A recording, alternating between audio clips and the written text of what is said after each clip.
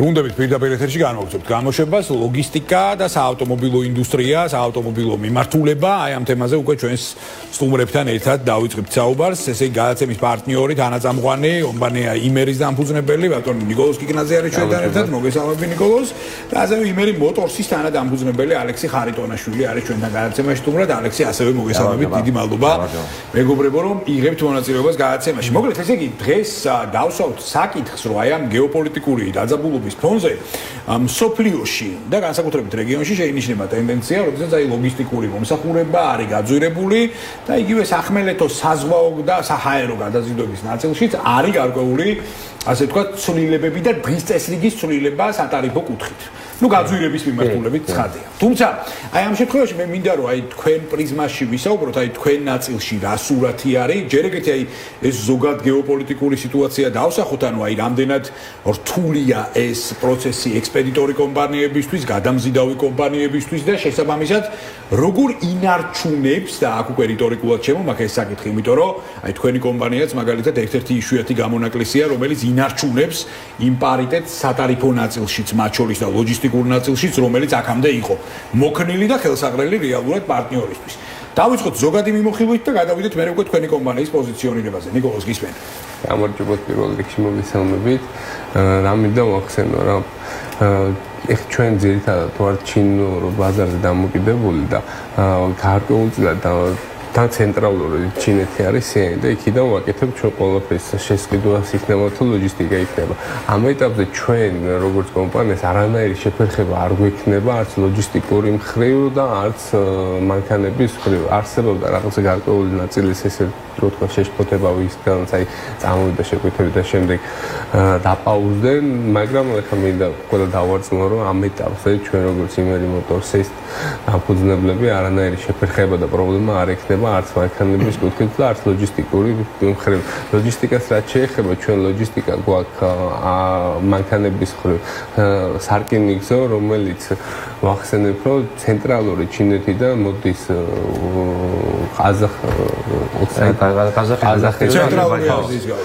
ყაზახეთი შემდეგ შემოდის ბაქოში და მოდის პირდაპირ თბილისში. შესაბამისად ცხელ ტერიტორიებს საერთოდ არ ეხება ჩვენი ლოგისტიკა და ასევე მაგ მხრივადაც მინდა ვამცნოს უყურებს რომ ჩვენთან სრულად უსაფრთხო მსგავს რისკებთან დაკავშირებით რა და ხო, ну გეოგრაფიული კალიც არის აბსოლუტურად უსაფრთხო. შეიძლება კიდე ალექსი უკვე დასრულდა ჩინური ახალი წელი, ხოლმე ალექსი მიემართება ჩვენ ჩინურ ოფისში და შესაბამისად გავაგრძელებთ მუშაობას ჩინეთი თბილისიდან საკმაოდ აქტიურ რეჟიმში და საკმაოდ დიდი შეკვეთები გვაქვს კიდე მანქანების მიმართულებით და ვაპირებთ ხა კიდე უფრო გავაფართოვოთ და გავახანგრძლივოთ ჩვენი რაღაცა მიმართულება, რაც ალექსი უფრო ეთესად დიახ, ალექს გისმენთ. კიდევ მოსალმე მაყურებელს ასევე ხო როგორც ნიკოლოზმა თქვა, ბევრი უკვე კომპანიები ჩივიან მაგაზე რომ გაძვირების ტარიფებს. ეს ნამდვილად ეგრეა, მით უმეტეს რაც ეხება საზღვაოს. საზღვაო ტარიფები ნამდვილად იზრდება, როგორც კი ტარიფი იზრდება, ასევე იზრდება მაგის დრო. დრო როცა იყო ახლა მინიმალური დრო 3 თვე, ეს უკვე არ არის, ეს არის ნამდვილად ესეთი შუალედი, რომელიც არ სრულდება, უფრო მეტიც არის დრო ლოდინის ახლა საზღვაო პირველში, იმიტომ რომ ზღვა უკვე დღევანდელ რეალებებში ეხება უკვე ბევრ ქვეყანას, რომ ასე თქვა ჯერ არ არის რეგიონებში ხო სიწყნარი არ არის და ამიტომ გამოწვეულია უამრავი პრობლემა. ანუ ჩვენ ვცდილობთ რომ არც ტარიფი არ გავზარდოთ, არც სიჩქარე არ დავაკლოთ ჩვენ მომხმარებელს, ასევე დიდ კომპანიებს B2B-სთან, ვისაც მუშაობთ მანქანების სფეროში, თქვა ტაქსოპარკები, ვინც ჩვენთან თანამშრომლობს, იმათაც არ შევაფერხოთ, იმიტომ რომ ძალიან ასე თქვა შეზღუდული დრო გვაქვს, იმიტომ რომ ისინი კი ხელოვნურად კი არ გზღუდავენ.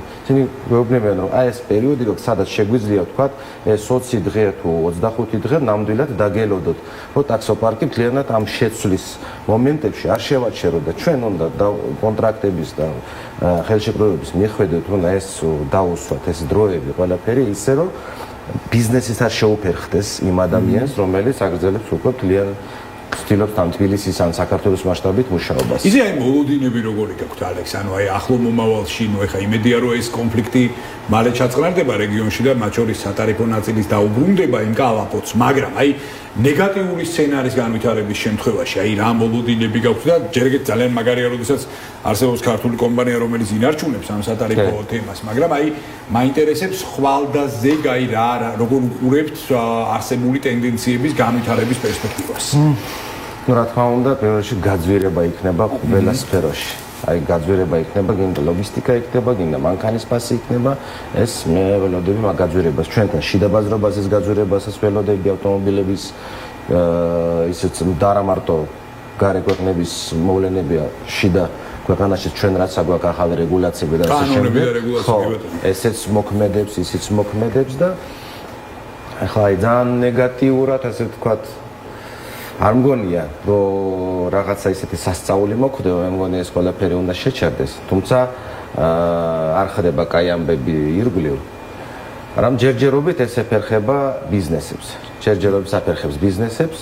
რაღაც ქვეყნების ახლა არ მგონია რომ ეს სასწაული შეფერხება, იმიტომ რომ ახლა ყველა თავის ქვეყნის მოქალაქეებს იქით-აქეთ ეზიდებიან, რომ უსაფრთხოდ იყვნენ და ბიზნესი ახლა გარდაუვალია, ვისაც საგზაო ბიზნესი აქვს, ვისაც ეზიდება ტვირთის ვინც პირდაპირ თქვა ან ერანთან მუშაობს რაღაც საკითხებში, ბევრი ისეთი კომპანიაც არსებობს, საქართველოშიც არსებობს ესეთი კომპანიები. ბევრი საკითხი. ხო, ეს ხო ნიკოლოზიც დიდი გამოცდილება, უამრავი ტვირთი აქვს, რომელიც იქიდან მოდის და ანუ ეს არ არის ისეთი მარტივი, რომ აი მარტივად რო აიტანო, იმიტომ რომ როცა აფერხებ ერთ რაღაც კონტეინერს და როცა არის 10 და 20, ეს უკვე ძალიან დიდ ხარჯებთან და ნერვიულობასთან არის დაკავშირებული, რა თქმა უნდა, ეს რაღაცეები არსებობს. მაგრამ რა თქმა უნდა, ეს იმედია გამოსწორდება. აი მე თუნდა ვახსენო ისიც, რომ საკმაოდ ხოთშორს ამ ბოლო პერიოდში უყურებ ქართული ბიზნესები საკმაოდ მოქნილები ვართ და მარტო საკუთარ თავზე არ გულისხმობ, ბევრ ბიზნეს სექტორს გულისხმობ, იმიტომ რომ ეს გარემო ფაქტორები იმდენ ისე იცვლება ყველაფერი, ძალიან მალე ვახერხებთ შემდეგ გადაწყობას. კი რაღაც ხარჯებთან არის ყველაფერი დამოკიდებული, მაგრამ ყველაფერთან მიმართებაში ასე თუ ისე მაინც აი მეც მაგეთი რაღაცები უკვე ნელ-ნელა გადავეწყო, რაღაცებს რაღაც იქით ვიყავი დამოკიდებული, ლოგისტიკურად გადმოეწყო ხა სასამართლოს მიმართულებით. შესაბამისად, ამაში თან იმასაც ვახსენებ, რომ სახელმწიფო საკმაოდ ხელს გვიწყობს იმ თვალსაზრისით, რომ ნაკლები შეფერხება არსებობს, როდესაც რაღაცა მსგავსი რაღაცეები შეუძლებელია ყველაფერი არ დავინახოთ რა. ასე რომ იმედი მაქვს, რომ ეს რეგიონში მთელ სოფლიოში იქნება მშვიდობა, იმიტომ მშვიდობაზე ძვირფასი არაფერი არ არის და ხო, მე ქართულ ბიზნესმა რომ დაამტკიცა, რომ შეუძლია სტაბილურობა და მდგრადობა, მათ შორის აი ამ რთულ სიტუაციაში ეს ფაქტია და ძალიან მიხარია, რომ ამ ნაწილში თქვენ მიყვებით ამ მიმართულებას და ტენდენციას. ეხლა ალექსი ბრუნდება ჩინეთშიო, ახსენე და შესაბამისად აი რა გეგმები გაქვთ მაგალითად იგივე თუნდაც აი მიმდინარე წლის კვარტალურად რო შევხედოთ, აი რა სიახლეებს უნდა ველოდოთ უშუალოდ აი თქვენი კომპანიის მხრიდან და აი რა გეგმები გაქვთ, ესე ვთქვათ, აი ამ ეტაპზე. სიახლე იქნება იმაში, რომ არის შემოთავაზება ახალ სპეცტექნიკაში, რომელიც სრულიად გამკლავდება იმ მოთხოვნას, რაც აქვს ქართულ ბრენდებს, ქართულ კომპანიებს, იმიტომ რომ როგორც ნიკოლოზმა თქვა, ქართული წარმოება ისე იზრდება, რომ ჩვენი მოთხოვნა ხდება ისეთი, ანუ რეალური და ნამდვილი მოთხოვნა, რომ არა როგორც მარტო ეს მანქანა მინდა, არა, ეს მანქანაში უნდა იყოს ესეთი, ან ესეთი ტეკ დათვალიერება, რომ გაიაროს ასეო და ყველაფერს უნდა თავის, ასე ვთქვათ, მიდგომა და ჩვენ უკვე მაგას ვუსრულებთ მაგ კომპანიებს, B2B კომპანიებს, რომ შეუსრულოთ ზუსტად ის ტექნიკა, რომელიც უნდა, თუმცა თქვენ ახსენეთ სპეციალურ ტექნიკას. აი მადლობა ამ საკითხზე აქცენტირებისთვის და ამავდროულად აი თქვენ დასაწყისში ახსენეთ ალექსი, რომ აი იგივე რეგულაციებიც ხო რა შემოდის თუნდაც იგივე საავტომობილო ტრანსპორტთან დაკავშირებით. აი ხშირად დაისვა ეს კითხვები, მაგრამ სამწუხაროდ პასუხი არ არის ამაზე. აი მაგალითად შეეხება თუ არა ელექტროფიცირებულ სატვირთო ავტომობილებს მაგალითად აღნიშნული რეგულაციები რაც დაანონსებულია. არ ეხება რეალურად, ამიტომაც ამ ნაწილში გაცილებით უფრო გამართულად. თუმცა ესეც ახალია, მაგრამ ასევე შეიძლება მეორადიც იყოს ეს სპეცტექნიკა. მეორადიც იყოს, კი ბატონო. შემოვა, იმიტომ რომ ელექტრომანქანაზე ასე ხანძლივად არ ვრცელდება ეს რეგულაციები, მარტო უბრალოდ ბენზინები. აი ერთ ნიუანსს გითხავთ კიდე, იმიტომ რომ ეს ძალიან მნიშვნელოვანი არის ბიზნესისთვის და ძალიან კარგია რომ ესეთი მომსახურება გაქვთ თქვენ. სპეცტექნიკა, დავისი არსით და ასე შემდეგ. ანუ ეს არის ლოგისტიკა, ეს არის ტრანსპორტირება, ეს არის მათ შორის სამაცივრე კომპონენტები, რაც ჩაშენებული არის ავტომობილში და აი ძალიან სასაწყობე. ძალიან საგულისხმოა რომ აი ამ კუთხით ქართული ბიზნესის პოზიციონირება და ბრუნვები იზრდება რეალურად და ბიზნესს ჭირდება უსაფრთხო გამართული კომფორტული ტრანსპორტირება და აი ამ პრობლემის გადაჭრა არის ზუსტად თქვენი მიზანიც აუცილებლად ეს ჩვენი მიზანია ნამდვილად რომ სიჩქარე და უსაფრთხოება შევქმნათ ასევე რომ ტარიფი შევქმნათ არა მარტო B2B-ისთვის არა თვითონაც ფიზიკური პირებთან თუ დაჭირდებათ ესეთი მომსახურება ჩვეულებრივ შეიძლება მიმართონ იმერი მოტორს და კომპანიის იზრდება ისე შეკვეთების რაოდენობა და მოთხოვნების რაოდენობა იზრდება B2B ჩვენთან B2B ანუ ჩვენის მიზანიც არის რომ B2B გავზარდოთ. ხო, ნუ საცალოში ცოტა რთული იქნება გაზრდა რა თქმა უნდა. საცალობაში რთულია, კი ბატონო, მაგრამ B2B არის ის კომპანიები, რომელსაც რეალურად სერვისი სჭირდება. ნამდვილი სერვისი სჭირდება და იქიდან რეალური ინფორმაციის მიღება. და ძალიან იზრდება ეხლა ელექტრომობილებზე მოთხოვნა, რა კიდევ უფრო მეტად დამტკიცდა თუნდაც ეხლამდელი საწვავის ფასთან მიმართებაში ეს ამბები რაც ხდება და პლუს ჩვენ ქვეყანაში საკმაოდ იზრდება ინფრასტრუქტურა სხვადასხვა ბენზინგასამართ სადგურები უკვე ამონტაჟებენ ელექტროდამტენებს რომელიც აი თითქმის უკვე ყველა წამყვან ბენზინგასამართ სადგურებს აკეთებენ ელექტროდამტენი სადაც საერთოდ არ იქნება შეფერხება უკვე თითქმის რომ ქალაქშიც უკვე ნებისმიერ რეგიონშიც მიდიხარ და ყველგან არის უკვე დამტენები და ამ ხრივადაც უკვე მალე აღარც ვიქნებით ჩვენ საწოლზე დამოკიდებული და მეგონი ჩვენივე ტენდენცია მიდის. ხოლო შემთხვევაში ჩვენ ქვეყანაში საკმაოდ სწრაფად იზრდება ეს ამ ხრივადად და სხვა ახალ კომპანიები ჩდებიან ბაზარზე, რომლებიც ელექტროდამტენებსაც ამონტაჟებენ რა ამისათვის კიდე ძალიან კაი სიტუაციაა. კი ბატონო, აი ალექსიმაც ახსენა ეხლა და ვეთანხმები აბსოლუტურად და მე ნიკოლოზ შენ მინდა გკითხო როგორც ამ შემთხვევაში უკვე აგროსექტორშიც ჩართულ ბენეფიციარს და ბიზნესმენს. აი ძალიან საგულისხმოა ხა თქვენ ახსენეთ რომ B2B მოთხოვნა ჭარბობს რა თქმა უნდა, თუმცა მე დარწმუნებული ვარ რომ იმედი მაქვს რომ ქვეყანაში ის ტენდენციაც გაიზრდება, რაც უკვე საცალო მოხმარებასაც გაზრდის, იმიტომ რომ აუცილებელია რომ აი ამ კუთხით გაკეთდეს სწორი აქცენტი და აი აქ შემომაქვს ზუსტად ნაწილი, აი კოოპერატიული მეურნეობების ნაწილი რა, რაც ზუსტად სტიმულირება იქნება ალბათ საცალო მიმართულების, რომ აი მეტმა ფერმერმა, ინდივიდუალურმა მეწარმემ მოგმართოთ უკვე პროდუქციის შესასყიდად, იმიტომ რომ აი როცა ევროპაში მიწევს ხოლმე მოგზაურობა, აი შურს კეთილი შურით ნიდერლანდების მაგალითად, სადაც ავტოტრანსპორტის დაახლოებით 20%-მდე დადის კორპორატიული საცალო ფერმერების საკუთრებაში არსებული ავტოტრანსპორტის ეგრეთ წოდებული ფურები და ეგრეთ წოდებული მინივენები, რითიც სარგებლობენ. და იმედია რომ აი ამ ტენდენციამდე ქართველი ფერმერიც მივა ახლო მომავალში და ბევრი ქართველი ფერმერი გეყოლება. მიდის რომ ყველაფერი იქით მიდის რომ შეუძლებელია რომ რამე ვერ გამიქანდეს დღეს ახლა რა სისტრაფითაც რა ვითარდება ყველაფერი ამ სისტრაფით არ მგონია საერთოდ რომელიმე ის ვითარდებოდა შესაბამისად მაგიტომაც ვართ ჩვენ ესეთი სწრაფები და ვცდილობთ რომ ფეხი აუწყოთ ამ ყველაფერს რა. კი ბატონო. საუბრის ბოლოს ეხა აი შენგანაც მაინტერესებს რეალურად აი რეგიონში აი ამ სიტუაციის ფონზე ხო აი რა რისკებს ხედავ რა შესაძლებლობებიც არის მათ შორის ეს ჩვენი ქვეყნისთვის იმიტომ რომ ეხა ხშირად ნებისმიერი რა თქმა უნდა ნებისმიერი ომი არის ცუდი ამაზე ორი აზრი არ არსებობს და ნებისმიერი ომი ეს ტრაგედია როცა ადამიანები იღუპებიან ხო მაგრამ ანუ არსებობს ხო ყოველგვარი მაგრამის გარეშე ჯერ ეგეთი მაგრამ არსებობს ერთი მნიშვნელოვანი დათქმაც რომ აი სწორი მენეჯმენტის შემთხვევაში შეიძლება ქვეყანამ ლოგისტიკურად ისე დააპოზიციონიროს საკუთარი თავი რომ აი ტვირთების ნაწილი ჩვენ დერეფანში წამოვიღოთ ტურისტული ნაკადები ჩვენ დერეფანში წამოვიღოთ ანუ ეს სადღაც შესაძლებლობაც არის რა აქ ეხლა არავინ ყოველგვარი მაგრამის და ყოველგვარი ნიუანსის გარეშე ომია ომი ტრაგედია მორჩა მაგრამ რეალურად ხო არსებობს ის დათქმები რაც ჩვენ ეკონომიკურად შეიძლება რომ გამოვიყენოთ და აი აქ მაინტერესებს შენი ხედვები და პოზიცია ძალიან სწორად გაუსვი სანამ ძალიან სწორად გაგდანახული ზუსტად ეგ არის რა რომ თუნდაც ეხლა დუბაიში დაახლოებით 20-დან 50%-მდე არის უძრავი ქონების ფასი გაიაფებული რა.